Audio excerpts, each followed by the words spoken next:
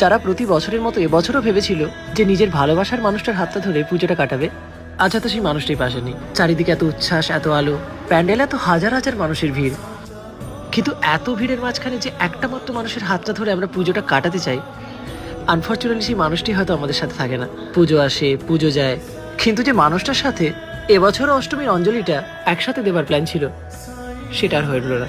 ওই যে তার শাড়ির রঙের সাথে ম্যাচ করে পাঞ্জাবি কেনার যে একটা স্ট্রাগল ছিল, এবছর তো সেই স্ট্রাগলটাও নেই। যে মানুষটার সাথে নবমী রাতে একটা হোল নাইট প্ল্যান ছিল, সেটাও আর হয়ে উঠছে না এবছর। ওই যে বলেছিলাম, যারা ভালোবাসা পায় তারা অ্যাকচুয়ালি ভালোবাসাটাই বোঝে না, আর যারা ভালোবাসতে চায় তাদের কাছে ভালোবাসাটাই অধরা থাকে।